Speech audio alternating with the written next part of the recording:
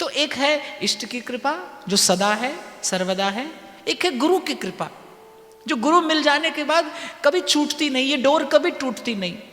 पर आवश्यकता है जीवन में आत्म कृपा की। आप स्वयं पर कृपा करिए। स्वामी रामसुखदास जी महाराज बहुत बल देते थे इस एक भाव पर कि आप स्वयं पर कृपा करिए। वो तो कहते थे मैं हाथ जोड़कर आपसे निवेदन करता हूं, भगवान आपके हैं, आप भगवान के हैं, मेरी बात मान लीजिए। और जिस घड़ी आपका मन स्वीकार कर लेता है, मैंने कहा ना सदा सर्वदा इष्ट की और गुरु की कृपा, सदा सर्वदा इष्ट और गुरु को अपने संग समझने वाला व्यक्ति कभी अनुचित कर्म नहीं करेगा। करने भी लगेगा तो रोक लेंगे उसके मन की भावना, उसका हाथ। जब आप निंदा करने लगे और आपको लगे कि भीतर बैठे प्रभु सुनते हैं, रुक जाएंगे आप। जब आप अहित चिंतन करते हो और आपको लगे अंतर्यामी देखता है, आप लौटा लाएंगे अपना भाव वहां से। अनुचित कर्म करते समय यदि आपको लगे कि आपका गुरु इस क्षण भी आपको देखता है, क्या लज्जा से आंख झुक नहीं जाएगी आपकी? इस भाव की अनुभूति, इस भाव के अभ्यास के लिए आत्म कृपा की आवश्यकता है। आपकी स्वयं पर कृपा हो। अपना कल्याण कराना भी चाहते हो कि नहीं? या ये आधा अधूरा संसार और आधा अधूरा भगवान, इससे आपका काम चलता है? और माफ करना भाई, मैंने 99.9% लोग ऐसे ही देखे, उन्हें आधा संसार और आधा भगवान चाहिए। थोड़ा सा संसार भी हो, थोड़ा सा जीवन में भजन साधन भी हो। कभी कभी ऐसे कोई महाराज आ जाए तो 2-3 दिन बैठ के सुन लो कथा सत्संग, ऐसा भी हो जाए। और बाकी घर संसार भी चलता रहे, व्यापार व्यवहार भी चलता रहे। यहाँ मैं एक बात आपको बता दूं, संसार तो आप नहीं भी चलाओ तो चलता रहेगा। संसार को चलाने के लिए आपको कुछ नहीं करना है। दास मलूका कह गए और सबके दाता राम। अजगर करे न चाकरी और पंछी करे न काम। आप कभी अनुभव करके देख लेना। ये तो आपको ऐसा लगता है ना कि अगर आज चले गए सत्संग में तो कौन देखेगा। ये तो केवल आपके मन का भ्रम है कि आप चले गए सत्संग में, आप चले गए तीर्थ पे तो भाई संसार कौन देखेगा। भूल जाते हैं ना उस क्षण आप कि अगले ही पल आपको वहां जाना पड़ सकता है जहां से लौटना नहीं होता। फिर कौन देखेगा संसार? कौन देखेगा फिर संसार? कौन देखता आया है आज तक संसार? ये भूल ही तो है। और सत्संग केवल मन की भूल मिटाने के लिए है। सत्संग केवल आपको जगाने के लिए ही तो है। ये तो केवल आपके मन की भूल है। संसार तो आधा अधूरा जैसा है वैसा अपने स्वरूप स्वभाव से अनंत काल से चलता आया है, अनंत काल तक चलता रहेगा। जीव तो प्रयास करे आत्म कल्याण के लिए। हाँ, इतना मैं आपको जरूर निवेदन कर दूं कि भगवत जो प्रभु सो लगे तज नश्वर संसार। भगवत मुदित जी लिखते हैं, भगवत जो प्रभु सो लगे तज नश्वर संसार, सब लज्जा भगवान को क्यों बिगड़े व्यवहार। अपनी बुद्धि से संसार और व्यवहार चलाने वाला व्यक्ति तो सफल होता हो असफल होता हो मैं नहीं जानता, लेकिन जो अपने इष्ट के, अपने गुरु के आश्रित होकर संसार के बाजार में भी खड़ा होकर आवाज लगाता है तो उसकी आवाज यही होती है, नानक नाम चढ़दी कला तेरे पाणे सर्वतला। भगवान भक्त का व्यवहार भी नहीं बिगड़ने देते। लेकिन जब जीव अपने प्रयास से चलता है तो मैं तो सदा कहता हूं कि जीव यदि करता है तो फिर वो केवल दृष्टा है। जब जीव करता है तो वो केवल देखता है, तो वो केवल देखता है। अभी 2-3 दिन हमने गुड़गांव में द्रौपदी पर चर्चा की तो जब लाया गया द्रौपदी को सभा में तो सब तो थे वहां, कौन नहीं था? कौन नहीं था वहां?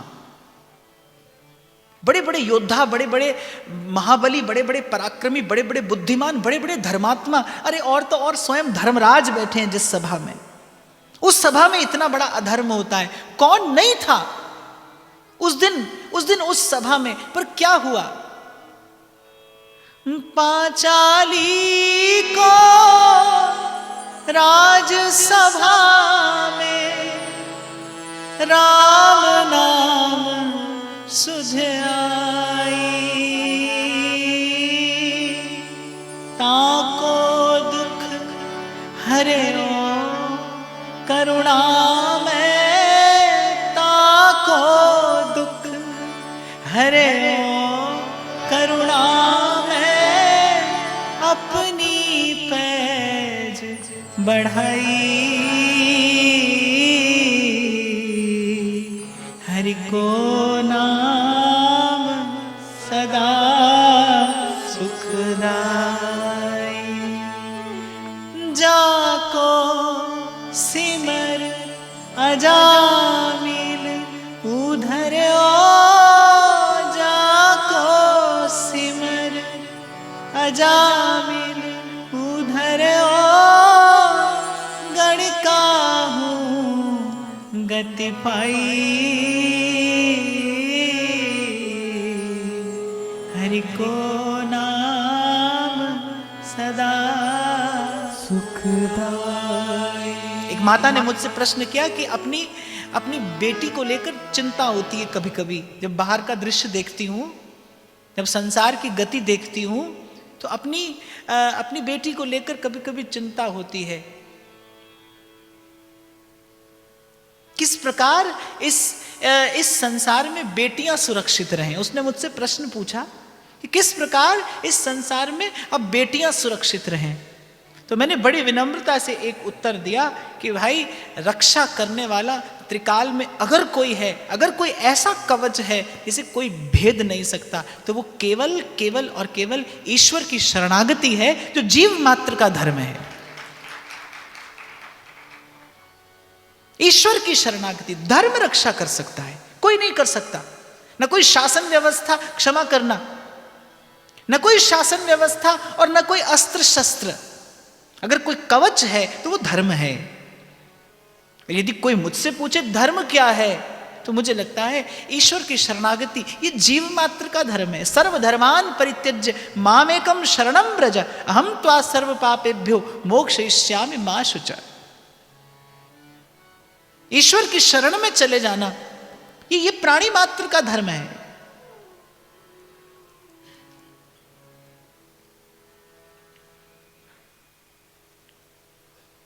और भक्ति के समग्र चिंतन में अगर कोई सबसे सबल भाव है तो वो शरणागति है। क्योंकि आत्म कृपा पर बात चल रही है कि कैसे हो आत्म कृपा, तो मुझे लगता है कि सर्वतो भावेन तैयार किया जाए अपने मन को ईश्वर की शरणागति के लिए। क्यों? क्योंकि यही आपके जीवन का एकमात्र उद्देश्य है। आपके मन को प्रबोध आप ही को देना होगा। बार बार सोया मन जगेगा नहीं। ये सोया मन जगेगा नहीं, क्योंकि इसकी निद्रा आज कल की नहीं, इसकी निद्रा जन्मों पुरानी है। एक बार में परिणाम नहीं आएगा, हो सकता है 2 बार में ना आए, और मैं तो कहता हूं हो सकता है 100 बार में भी ना आए।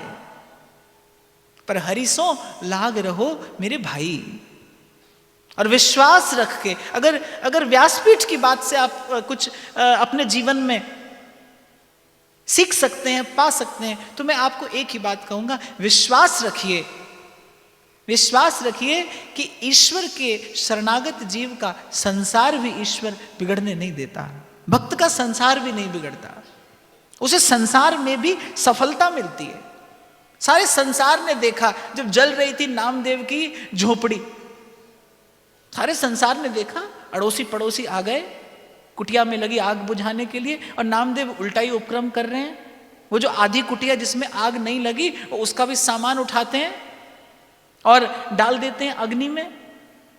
कोई पूछता है तो कहता है नामा के घर तो विट्ठल के अतिरिक्त कोई आ ही नहीं सकता, इस रूप में मेरे विट्ठल ही पधारे हैं, तो आधा ही घर क्यों स्वीकार करें, सारा ही घर उनका है। और कहते हैं कि ऐसी सुंदर छान छवाई द्वारिकाधीश ने स्वयं आकर माता रुक्मिणी के संग कि सारा गांव नामदेव से पूछने आया कि अरे नामा, ऐसी सुंदर छान किसने छवाई? कौन सा ऐसा मजदूर था जिसने इतनी सुंदर झोपड़ी तैयार करके दी? कहां से लाया बुलाकर, और क्या मजदूरी ली? तो नामदेव कहते हैं हृदय की प्रीत ही मजदूरी है उसकी, वही दी जाती है तभी आता है। संसार ने देखा जब मारा पुजारियों ने नामदेव जी को मंदिर में, क्योंकि नामदेव जी विट्ठल विट्ठल कहते, जाने किस मस्ती में अपनी कटी की फेंट में जूता बांधे मंदिर में चले गए। पुजारियों का वो अभिमान, और लगाई मार नामदेव को। और संसार जानता है आज तक नामदेव जी की कीर्ति किरणें नृत्य कर रही हैं चारों दिशाओं में उस मंदिर का द्वार देखकर। जू जू नामा हर गुण उचरे, भगत जना को देहुरा फिरे। फिरा दिया भगवान ने मंदिर। अनादिकाल से लेकर आज तक भक्ति की शक्ति से भक्त विवश करता आया है भगवान को। भक्त का पक्षपात करने के लिए ईश्वर पक्षपात करता आया है और करता रहेगा। ईश्वर का आश्रित जीव सदा निर्भय है। थोड़ा सा प्रयास आए जीवन में। और मैं फिर निवेदन करूं आपसे कि एक बार में दो बार में ये कार्य नहीं होगा, क्योंकि मन जन्मों का सोया है, जन्मों का सोया है और बड़ी गहरी निद्रा है। आपको मुझे खबर नहीं कि आप और मैं कितने जड़ हो चुके हैं, कितनी जड़ता, कितना प्रमाद आपके मेरे जीवन में आ गया। जब एक जागृत व्यक्ति संसार की ओर देखता है तो वो आश्चर्य में पड़ जाता है कि कैसे आप अपना जीवन हाथ से खोए चले जा रहे हैं। मैं तो कई बार व्यासपीठ से कह भी देता हूं, अरे जूते तक की भी कीमत करता है इंसान अपने, उसे अपने जूते की भी कीमत है, वो उसका भी बड़ा ध्यान रखता है। झाड़ पोंछ कर और चमका कर घर से निकलता है, जूते की भी कीमत है। और संत कहते हैं, रे मन सोया क्या करे, रे मन सोया क्या करे, जाग जपो भगवान, एक एक तव श्वास का तीन लोक नहीं दान। नाम जप ले निमाणिए जिंदे के औखे वेले कम आवे, एक एक तव श्वास का। हाँ, पर मैं आपको ये अवश्य कहूंगा कि इत व्यवहार न उत परमारथ, और बीच ही बीच तू जन्म गमायो। ऐसे ना रहना, आधा अधूरा संसार, आधा अधूरा भगवान, आधी अधूरी भक्ति, आधा अधूरा मन, ऐसा जीवन ना हो। एक और हो जाइए। और जब मैं एक और होने को कहूं तो आप समझ जाएं कि मैं किस और होने के लिए कह रहा हूं, क्योंकि संसार की ओर तो आप और मैं है ही। वहां तो होने में क्या परिश्रम है और लाभ भी क्या है। सत्संग विचार करना तो सिखाता है ना बाप आपको। कभी कभी ऐसा होता है, नहीं देख पाता बालक अपना हानि और अपना लाभ, माता पिता उसे दिखाते हैं मार्ग, गुरुजन दिखाते हैं उसे मार्ग, सत्शास्त्र कभी कभी मार्ग दिखाता है, सत्संग तो मार्ग दिखाने के लिए है ही। कभी कभी नहीं देख पाते हम प्रमाद में, कभी कभी अपने ही हित और अहित का चिंतन करने में चूक जाते हैं हम, कभी कभी अपने ही जीवन का निर्णय लेने में हमसे चूक हो जाती है। तो वहां पर शास्त्रों से मार्गदर्शन लेना चाहिए, गुरुजनों के चरणों में बैठकर विचार करना सीखना चाहिए। सत्संग आपको विचार करना तो सिखाता है कि एक बात तो मान लेंगे ना आप कि भाई दो नाव में सवार हो जाओ तो चोट लगेगी बस।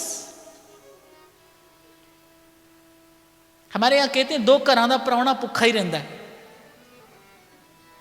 वो बेचारा भूखा ही रह जाता है। तो इत व्यवहार और न उत परमारथ, और बीच ही बीच जन्म गमायो। और मुझे लगता है इससे बड़ी तो कोई और पीड़ा ही नहीं जीवन में। जब जीवन में दुविधा हो हर पल कि यहां या वहां, एक और होने में ही कल्याण है। और जब एक और होने की बात आए तो किस और होना है, जहां पर होने में आपका हित हो, जिस और होने में आपका लाभ हो। और यतो धर्मस ततो जयः, जहां धर्म खड़ा हो, जहां धर्म खड़ा हो उसी पक्ष में जाने में लाभ है। नहीं तो विचार कर लीजिए, अगर सत्संग की कृपा से आपको विचार करना आ जाए तो आप एक क्षण संसार के पक्ष में रहने का विचार नहीं करेंगे। एक क्षण आप संसार के पक्ष में न रहें यदि आपको सत्संग की कृपा से विचार करना आ जाए। एक क्षण स्वीकार न करेंगे आप संसार के किसी भाव को, किसी संबंध को, क्योंकि आप जानेंगे, आप जान जाएंगे, आप मान जाएंगे, और मैं तो ये कहूंगा पहचान जाएंगे आप कि जगत में झूठी देखी प्रीत। और जिस सौदे में अपनी हानि होती है वो कौन करता है भाई? वो सौदा कोई नहीं करता। जिस सौदे में अपनी हानि होती दिखाई पड़े वो सौदा जानबूझकर कौन करता है? जब आपको लगे जीवन संसार को दे देने के बाद अंत में केवल हानि है, क्यों दे देंगे आप अपना मन इस संसार में? और जहां से मैंने आज चर्चा करनी आरंभ की, भाई फिर करें क्या? क्या छोड़ दें? वो भी युक्ति नहीं है। बस युक्ति संत देता है आपको।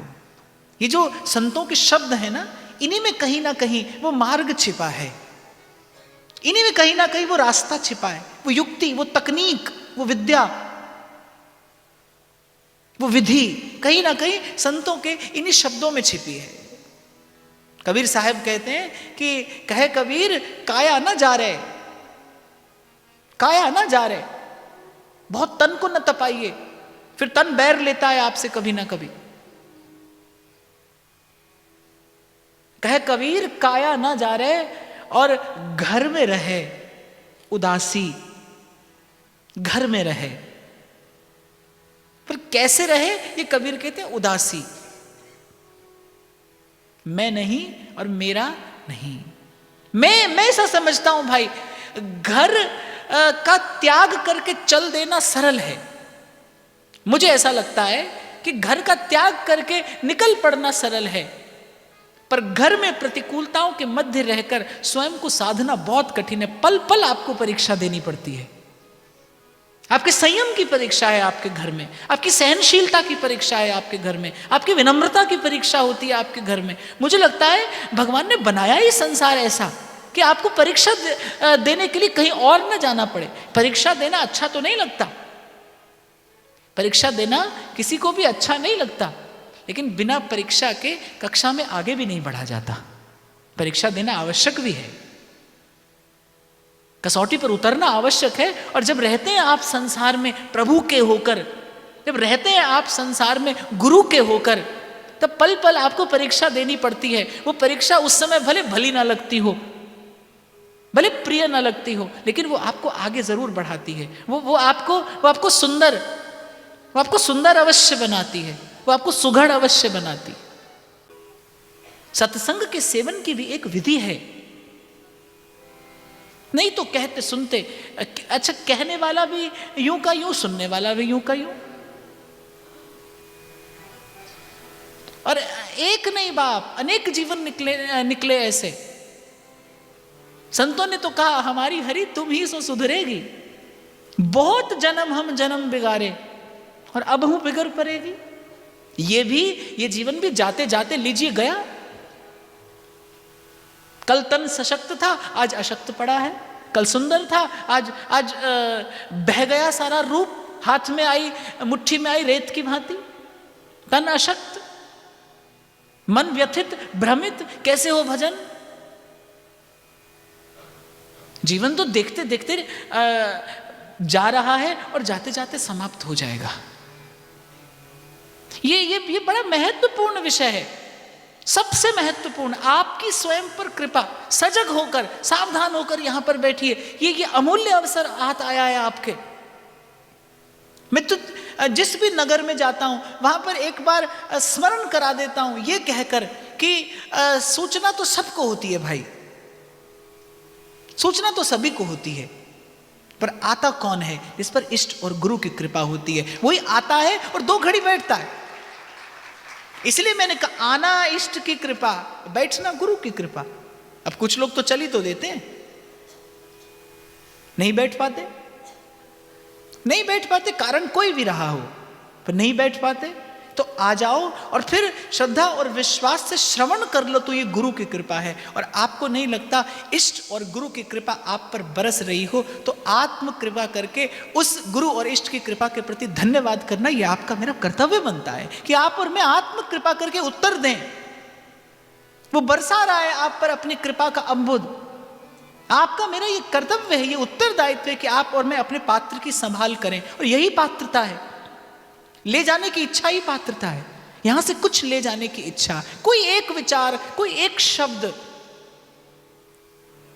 जिस जिस भाव रत्न से आप सजा सकें अपने जीवन को, सुंदर बना सकें।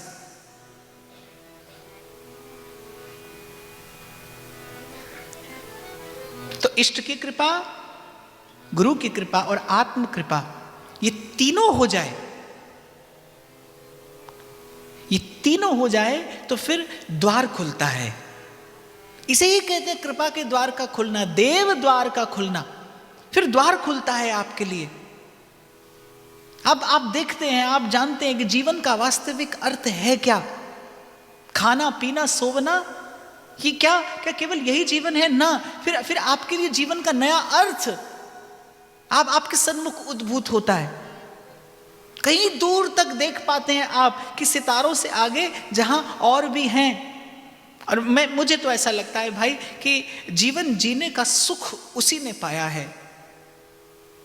जब महाराज कहते हैं ना, सुख पाया, रहम तेरी सुख पाया, जीवन जीने का सुख उसी ने पाया है जिसके जीवन में सत्संग की कृपा से, इष्ट गुरु की कृपा से, आत्म कृपा से ये भगवत भरोसा आया है। जिन्हें सिदक तेरे ते रखा है और ना सब कुछ पाया है। ऐसा मैंने कहा ना, धन हो पास में तो आपको लगता है कुछ है भाई हमारे पास, हम लड़ लेंगे हम किसी भी चुनौती से। 10, 20, 50, 100 लोग आपके पीछे चलते हो तो गर्व होता है ना आपको कि हाँ भाई आएगा कोई समय तो हैं ये लोग मेरी रक्षा के लिए, मेरी सहायता के लिए। ऐसे ही जब आपको वो भगवतीय विश्वास प्राप्त होता है, तब मुझे लगता है जीवन जीने का वास्तविक सुख प्राप्त होता है, तब सुखी जीवन का आरंभ होता है, जब ये विश्वास की संपत्ति आती है जीवन में। मीरा जी के छोटे भाई राजा जयमल मीरा जी के चचेरे भाई थे और श्री हितरिवंश महाप्रभु के शिष्य थे।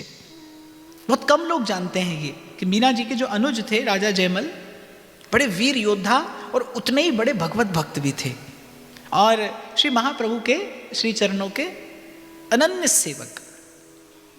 श्री महाप्रभु की रीति से ही श्री राधा वल्लभ लाल की श्री युगल सरकार की सेवा करते थे। अष्टयाम सेवा का उनका नियम था और एक से एक सुंदर सेवा कर अपने इष्ट को रिझाना, यही उनका जीवन था। और मुझे ऐसे लगता है कि वीर व्यक्ति भक्त भी हो, वीर व्यक्ति भक्त भी हो तो वह महान हो जाता है, फिर प्रकृति नत होती है उसके सन्मुख। तो एक बार जेठ का महीना था, अपने महल में सोए थे। सोए सोए उनके मन में एक भाव आया कि सेवक और स्वामी को एक स्तर पर नहीं बैठना उठना चाहिए। मैं भी यहीं सोया हूं, मेरे स्वामी भी यहीं सोए हैं। तो उन्होंने थोड़ा ऊंचा स्थान बनवाकर और श्री ठाकुर जी के लिए बड़ा सुंदर शयन कक्ष का निर्माण कराया और एक से एक सुंदर वस्तुओं से उस कक्ष को सुसज्जित किया। श्री ठाकुर जी के सुख का विचार करके एक एक सौंज सामग्री उसमें सजाई और उनका नित्य का नियम था कि रस्सी की बनी एक सीढ़ी थी, रात्रि को लगाते थे, उस कक्ष में जाते थे, सेवा करके लौट आते थे और उस सीढ़ी को लपेट कर रख देते थे और उनकी तरफ से आज्ञा थी कि कोई भी उस कक्ष में जाने का साहस न करे। अच्छा, होता क्या है कि जहां जाने के लिए रोक दिया जाए वहां मन अधिक जाता है। तो राजा जयमल की जो रानी थी, उनके मन में बार बार आता था कि आखिर ऐसा क्या है कि ये मुझे भी वहां जाने की आज्ञा नहीं देते। तो एक दिन उन्होंने क्या किया, चोरी चुपके वो सीढ़ी उठाई। राजा जयमल सेवा करके उतरे, उन्होंने चोरी चुपके वो सीढ़ी उठाई, सीढ़ी लगाई और कक्ष में पहुंच गई। और जैसे ही पट हटाया, क्योंकि जाकी रही भावना जैसी, प्रभु मूरत देखी तिन तैसी। जो भक्त भाव दे भगवान तत्काल उसे स्वीकार करते हैं। तो जैसे ही उसने पट हटाया, चौंधिया गए उसके नेत्र। बहुत कुछ तो नहीं देख पाई रानी, लेकिन इतना अवश्य देखा कि वो स्वर्ण की रत्न जटित शैया और उस शैया पर विराजमान है कौन? बसो मुरि नैनन में दो चंचल गौर बरन वृषभानु नंदिनी नंदनन बसो नैनन में दूज। चौंधिया गए नेत्र, अकी जकी थकी सी झट से दौड़कर आई। जब दौड़कर आई तो राजा जयमल ने देखा कि पसीने से तरबतर उसका गात कांपती हुई। पूछा कि क्या हुआ। अब कहा कि यदि अब असत्य कहती हूं तो प्राणों का ही संकट उपस्थित हो सकता है। तो क्षमा याचना करके जो किया निवेदन कर दिया। ऊपर से तो राजा जयमल को क्रोध आया कि क्यों प्रभु के सुख में विक्षेप किया, पर मन ही मन उसके भाग्य की सराहना भी की कि युगल सरकार ने दर्शन दिया। तो ऐसा उनका सेवा का भाव और संकल्प ऐसा दृढ़ कि उनका नित्य का नियम था कि जब वो अपनी सभा में बैठते थे तो उनके जितने सामंत सरदार थे उन्होंने एक इस प्रकार की माला बनवाई थी कि उसका सुमेरु अपने हाथ में रखकर और सब सामंतों के हाथ में उसका एक एक सुमेरु पकड़ाते थे और इस प्रकार सभा में श्री हरि नाम का जप, गुरु द्वारा प्रदत्त जो नाम था उसका जप बड़ी सभा में चलता ही रहता था। और उन्होंने ये आज्ञा करा रखी थी कि जब तक ये जप पूरा न हो जाए तब तक कैसी भी परिस्थिति क्यों ना हो लेकिन विक्षेप उपस्थित न किया जाए। यदि कोई विक्षेप उपस्थित करेगा तो उसे प्राण दंड दिया जाएगा। एक निकट का सरदार था जो जयमल जी पर बार बार आक्रमण करता था, बार बार पराजित होता था। अब उसे किसी प्रकार से खबर पड़ गई कि कुछ घंटे ऐसे होते हैं जब जयमल जी भजन में बैठते हैं और उनका ऐसा नियम है कि किसी भी स्थिति में भजन को छोड़कर कोई और कार्य नहीं किया जाएगा। यदि मैं उस अवधि में इनके राज्य पर आक्रमण करता हूं तो मेरी विजय निश्चित है। अब उस सामंत की सेना आ गई किले तक। किले में हाहाकार मच गया। अब कौन जाए, जो जाए उसे प्राणों का भय है। तो राजा जयमल की मां गई सभा के मध्य में क्योंकि उसे दंड का भय नहीं था। राजा जयमल की माता जी गई सभा में और जयमल से कहा कि तुम यहां माला का मन का उठाए बैठे हो और वहां सामंत किले तक चढ़ आया है। माला आधी हुई थी। उन्होंने जननी से बड़े विनम्र शब्दों में कहा कि मुझे नहीं लगता कि जीव का किसी भी प्रकार से भगवत भजन छोड़ने पर कोई हित हो सकता है, कोई कल्याण हो सकता है। मैं मनसा वाचा कर्मणा अपने प्रभु का दास हूं और गुरु की आज्ञा से संकल्पबद्ध हूं इस भजन साधन के लिए, तो बीच में उठकर जाने का कोई प्रश्न नहीं। अब जैसी हरि की इच्छा होगी तैसा होगा। जयमल जी की माता को बड़ा क्रोध आया कि अरे कहां गई तेरी वीरता और कहां गया तेरा शौर्य पराक्रम। शत्रु द्वार पर आकर खड़ा है और तू यहां हाथ में माला का मन का लिए बैठा है। किसी साधारण व्यक्ति के लिए यह कृत नहीं है। पर जयमल जी का विश्वास, गुरु के चरणों में निष्ठा, साधन के प्रति उनकी कर्तव्य परायणता, उन्होंने नहीं उठने दिया जयमल जी को अपने स्थान से। पर जिसके सिर ऊपर तू स्वामी, सो दुख कैसा आवे। जो है उनकी छाया में, जो उन चरणों की छाया में बैठा है, जो जीव त्रिताप कैसे उसका स्पर्श कर सकता है। बड़ी प्यारी बात महाराज फरमाते हैं, तत्तिवाओ न लग गई पार ब्रह्म सरना, चौगिर्द हमारे राम का दुख लगे ना पाए। भक्त की ऐसी निष्ठा देखकर, ऐसी निश्चिंतता देखकर रहा नहीं गया प्रभु से। उठकर आए प्रभु, खोला जयमल जी का घोड़ा, जयमल जी का भेष लिए एक हाथ में खड्ग और दूसरे हाथ में ढाल, घोड़ा घोला और बैठ गए घोड़े पर और काल की भांति टूट पड़े शत्रु की सेना पर। कुछ घड़ियों में शत्रु की सेना पराजित, छोड़कर भागी नगर। प्रभु ने आकर घोड़ा वहीं बांधा और वहां जयमल जी का भजन पूर्ण हुआ। जयमल जी ने कहा अब युद्ध के लिए मैं प्रस्थान कर सकता हूं। जब अपने घोड़े के पास आए तो देखा घोड़ा पसीने से तरबतर, लेकिन घोड़े का स्पर्श करते ही जयमल जी को लगा कि ये सुगंध कहीं जानी पहचानी सी है। पर उस समय उस अवस्था में विचार न कर पाए कि कहाँ मेरा कुछ परिचय अवश्य है इस सुगंध से। और जब घोड़े पर सवार होकर जाने लगे तो घोड़े का रख रखाव करने वाला आया कि हुकुम, अभी अभी तो आप लौटे हैं, अब किस लिए? शत्रु तो पराजित होकर भाग गया। कौन लड़ा शत्रु से? कौन लड़ा शत्रु से? सेवक कहने लगा अभी तो आप आए और घोड़ा बांध कर गए। जयमल जी को समझने में देर नहीं लगी। कहे नानक यह विपत्ति में एक टेक रघुनाथ। सबसे पहले उस घोड़े की चरण रज अपने मस्तक पर लगाई, हृदय से लगाया उस अश्व को कि तेरा कैसा सौभाग्य, प्रभु ने तुझे अपने श्री अंग का संग दिया, प्रभु ने तुझ पर सवारी की। रो दिए जयमल, प्रभु की कृपा का, इष्ट की कृपा का विचार करके रो दिए। प्रभु मुझसे तो जन्म भर कोई भजन साधन बन नहीं पड़ा और मेरे लिए इतना परिश्रम आपने किया। समय समय पर प्रभु प्रमाणित करते आए हैं कि सदा सर्वदा सर्वत्र एक बार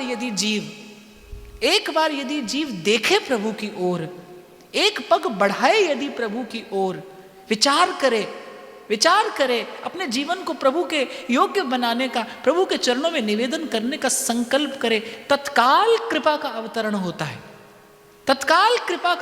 होता है। इसलिए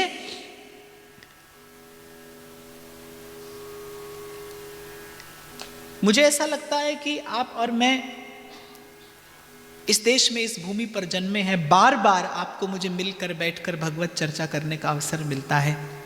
ये आप पर, मुझ पर, आपके मेरे इष्ट आराध्य की अहेतुकी कृपा है। ये कृपा का अतिरेक है। और फिर आप और मैं यहाँ पर बैठकर कुछ काल व्यतीत करते हैं, नाम स्मरण करते हुए, लीला स्मरण करते हुए, भक्त भगवंत का विमल यश गाते हुए। ये आपका मेरा पुरुषार्थ नहीं, ये आपके मेरे गुरुजनों का संकल्प है, ये आपके मेरे गुरुजनों की कृपा है आप पर, मुझ पर।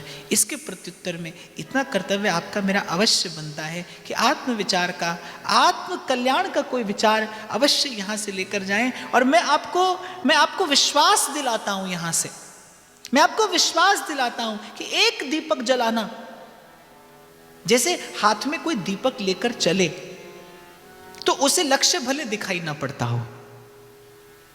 और मैं तो कहता हूं कि कितनी भी सुंदर, कितनी भी बढ़िया गाड़ी में आप क्यों ना बैठ जाओ, थोड़ी दूर का ही मार्ग तो दिखाई पड़ता है।